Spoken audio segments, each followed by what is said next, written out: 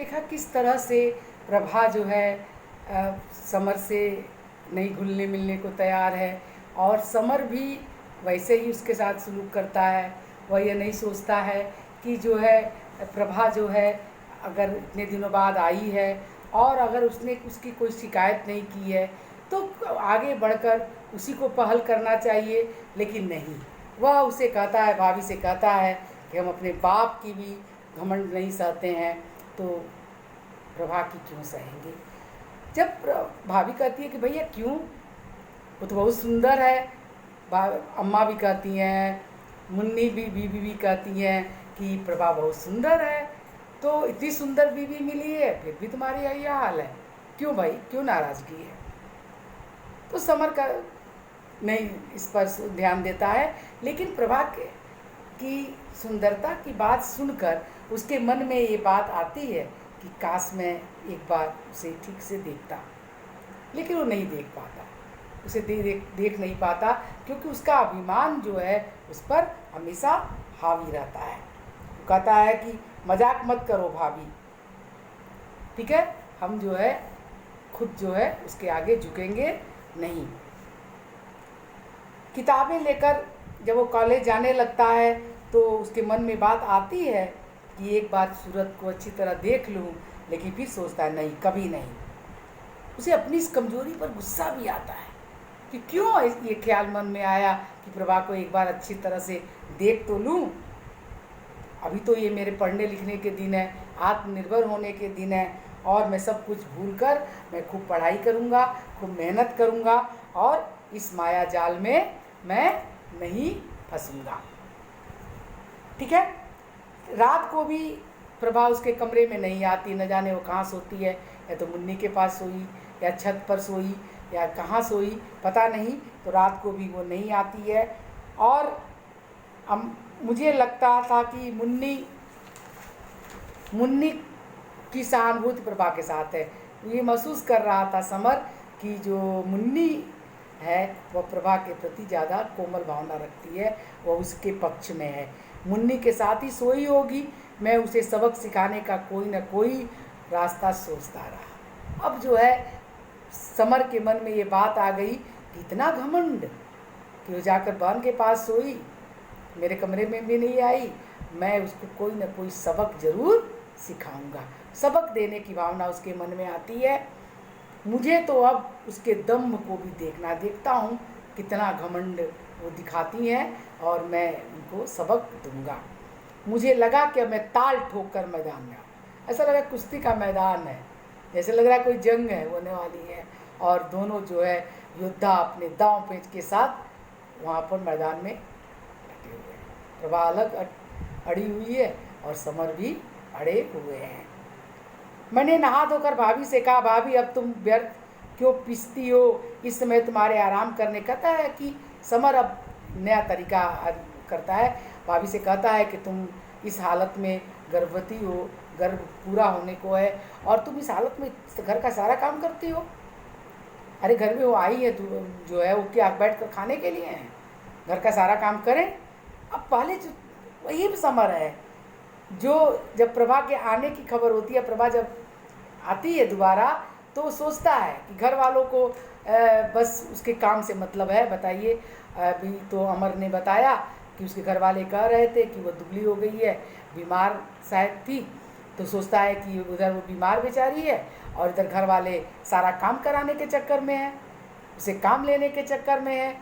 तो एक तरफ से प्रभा के प्रति सहानुभूति थी कि उसे नौकरानी की तरह खटाएंगे लोग, और अब खुद अपने दम्भ के कारण, उसको नीचा दिखाने के कारण वह कहता है, भाभी को कहता है कि तुम क्यों काम करती हो, वो आई है वो काम करे, यानी खूब काम करे प्रभा।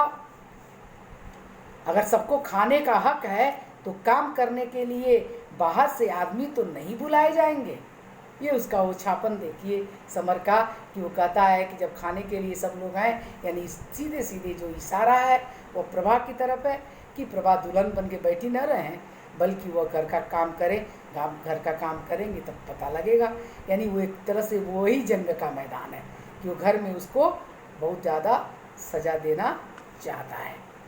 मैंने देखा था रात के जूठे बर्तनों के ढेर के पास बैठी प्रभा एक एक बर्तन माज रही थी, छूती थी इस तरह जैसे बर्तन गर्म है, देखकर तसल्ली हुई। परिणाम ये हुआ कि घर का सारा जूठा बर्तन लेकर प्रभा रात को माज रही थी। उसके बाद घर का दोनों वक्त का खाना उसे ही बनाने को दे दिया गया। भाभी को तो जैसे इंतजार ही था, ये इंतजार कर रही थी कि सारा काम प्रभा के सिर पर सौंप दिया जाए, वे आराम करे। मुन्नी ने इधर उधर का काम 1-2 दिन करवाया। मुन्नी थोड़ा बहुत इधर उधर का काम उसने थोड़ा करवाया। असल में उसे रोना और सोचना ही अच्छा लगता था। मुन्नी जो है तो तनाव में रहती थी, वो अपने जीवन को लेकर बहुत ज़्यादा दुखी थी, इसलिए वह जो है वह ज़्यादा समय एकांत में बैठी रहती, या तो रोती रहती या तो सोचती रहती। उसको उसी काम में रस मिलता था। कहते हैं कि जो है जो दुखी व्यक्ति होता है वो दुख भी उसको आनंद देने लगता है। तो यानी कुल मिलाकर प्रभा के ऊपर ही सारे काम का बोझ आ गया। माँ तो कुछ कर ही नहीं सकती थी, वो बेचारी बीमारी रहती थी। तो यूँ जवानी हमदर्दी हमेशा प्रभा के साथ रहती थी मुन्नी की। अरे नई नई भाभी है और काम नहीं करना चाहिए, लेकिन सहयोग नहीं कर पाती थी। रोटी या खाने की कोई शिकायत करता तो प्रभा का पक्ष लेकर कहती, दिन भर तो रोटी बनाने में चला जाता है, आखिर आदमी की जान भी है या नहीं।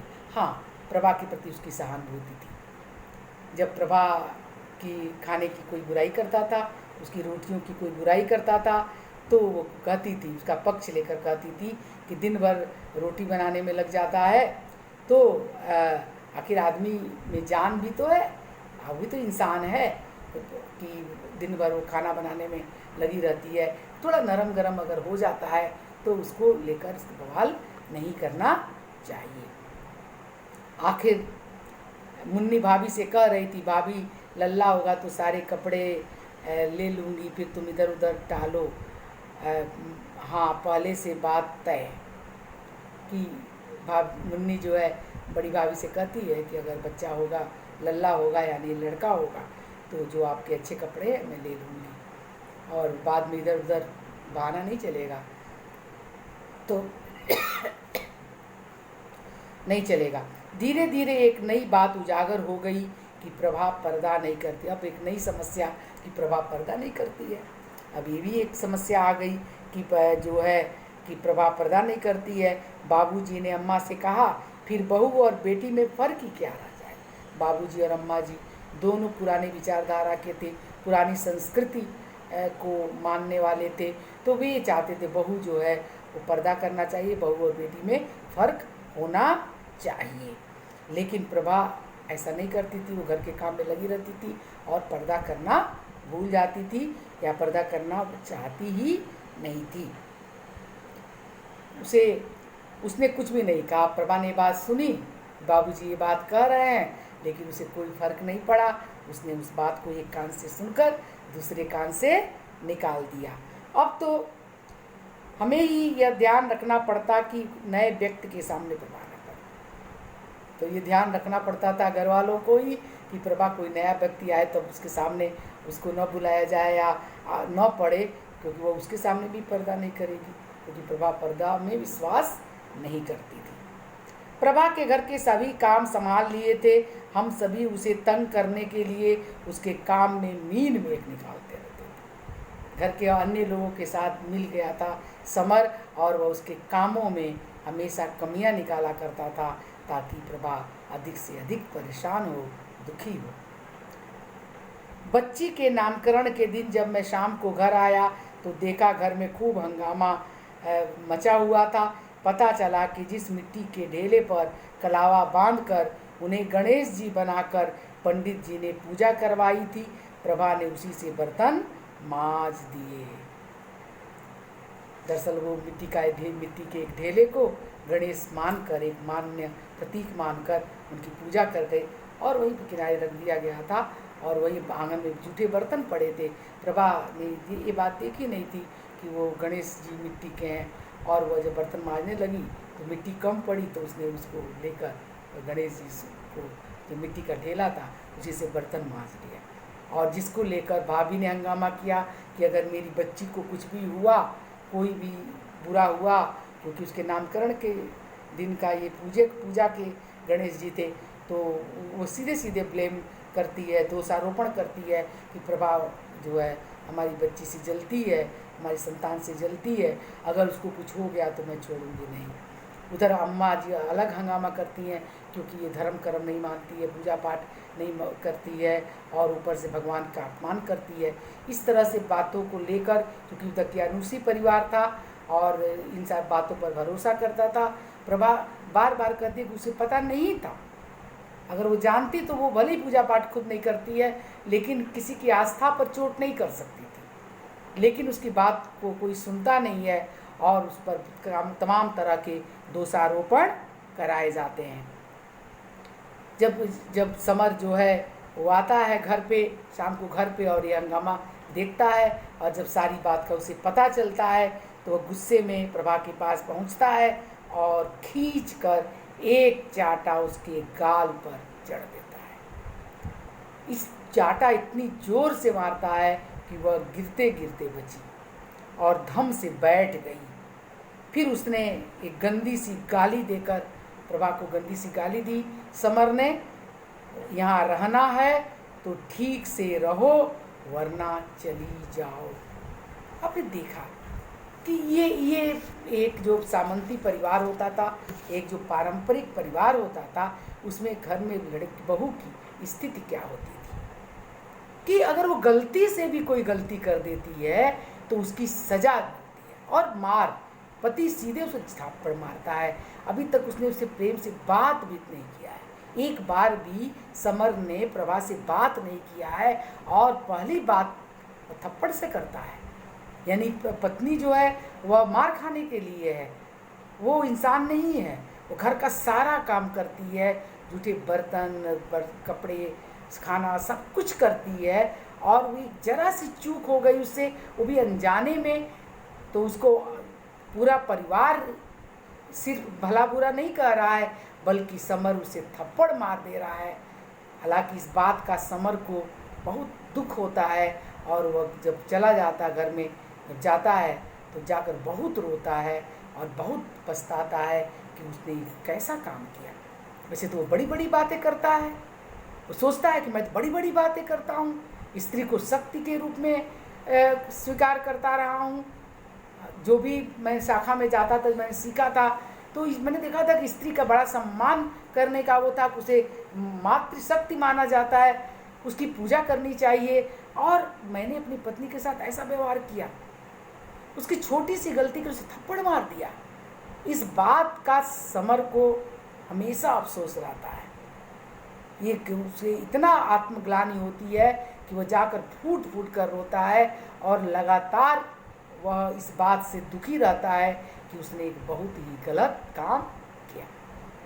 तो बच्चों, आपने देखा कि 6 और 7वें अध्याय में किस तरह से समर और प्रभा के बीच की दूरी निरंतर बढ़ती जा रही है, और इस दूरी को बढ़ने में सबसे बड़ी भूमिका जो उस परिवार की व्यवस्था है, जो समाज की व्यवस्था है, और जो लड़कियों की स्थिति है, जो घर में बहू की स्थिति है, इस सब का परिणाम है। जो घरों में स्त्रियों में आपस में जो ईर्ष्या द्वेष होता है, जिस तरह पुरानी पीढ़ी और नई पीढ़ी के बीच संघर्ष होता है, यह सभी इस अध्याय में उभर कर सामने आते हैं। साथ ही एक और नई बात सामने आती है कि पुराण जो पंथी हैं, जो तमाम तरह के पूजा पाठ अंधविश्वासों में भरोसा रखते हैं, और जो नई पीढ़ी है वो इस पर विश्वास, समर को भी पूजा पाठ में बहुत भरोसा नहीं है, वह भी मानने को तैयार नहीं है कि वो छोटे से मिट्टी के ढेले में गणेश जी है। लेकिन चूंकि वो प्रभा से खुन्नस था, उसको प्रभा को दंडित करना चाहता था, इसलिए वो प्रभा पर हाथ उठाता है। इस बात के लिए नहीं कि वो पूजा पाठ में विश्वास नहीं करती। और प्रभा जो है वो 10वीं पास है, लेकिन वह तमाम इस तरह की जाहिलपने से, इस तरह की पुराणपंथी से, इस तरह की चीज़ों से बहुत दूर है। तो प्रभा का चरित्र हम देखते हैं शुरू से अंत तक बहुत ही स्थिर चरित्र है, वो विचलित नहीं होती है। घर का सारा काम लाद दिया जाता है, चुपचाप काम किया जाती है। वो जिस चीज़ को नहीं स्वीकार करती उसे नहीं स्वीकार करती है। पर्दा प्रथा जो उस समय समाज में, परिवार में बहुत ज़्यादा प्रचलन में था, उसका भी विरोध करती है और मूक विरोध करती है। वह कोई झंडा फहरा कर विरोध नहीं करती है, जबान चलाकर नहीं विरोध करती है, वह चुपचाप पर्दा करती ही नहीं है। चाहे आप घर के लोग कितना भी शिकायत करते रहें, वह पर्दा नहीं करती है तो नहीं करते हैं, और घर वाले कुछ नहीं इसका कर पाते हैं। तो वह अपने चरित्र में दृढ़ है। वह समझ से का बहुत ध्यान रखती है। उसके कमरे को साफ करना, उसके बिस्तर लगाना, उसके लालटेन को साफ करना, उसका खाना समय से ढक कर रखना, पानी, सब कुछ व्यवस्था करती है। उसके कमरे में इसलिए नहीं जाती कि समर ने कह दिया है कि पढ़ाई में व्यवधान होगा, और दूसरे ये कि समर उससे ठीक से बात नहीं करता है, तो इस बात को कहीं ना कहीं उसके स्वाभिमान पर चोट लगती है, इसलिए बात नहीं करती है। बल्कि वो कोई ऐसा नहीं है कि बहुत वो अपने पढ़ाई लिखाई का अहंकार है, उसकी पढ़ाई लिखाई का अहंकार, जबकि समर जो है बहुत डवाडोल चरित्र का है। वो कभी कुछ सोचता है, कभी उसके मन में बहुत मधुर कामनाएं प्रभा के लिए जगती हैं, और कभी जो है उससे इतना ईर्ष्यालु हो उठता है कि वो चाहता है कि घर का सारा काम काज इस पर लाद दिया जाए। और घर वाले जब उसे उल्टा सीधा बोलते हैं, जब उसे प्रताड़ित करते हैं, तो समर को बहुत खुशी होती है, अंदर ही अंदर प्रसन्नता होती है। उसे लगता है कि मैं अच्छा बदला ले रहा हूँ। तो ये समर की चरित्रगत कमजोरी है, जबकि प्रभा के चरित्र में ऐसी कोई भी कमजोरी हमें दिखाई नहीं पड़ती। तो बच्चों को लगता है कि आपने इन 2 अध्यायों को अच्छे से समझ लिया है। आप लोग इसको ध्यान से पढ़िए, और अगर कोई भी प्रश्न या कोई भी सूक्ति या वाक्य आपके समझ में नहीं आता है, तो अपनी समस्या को मेरे सामने अवश्य रखिएगा, ताकि मैं उसका समाधान कर सकूं। ओके बच्चों, फिर हम अगले क्लास में मिलेंगे।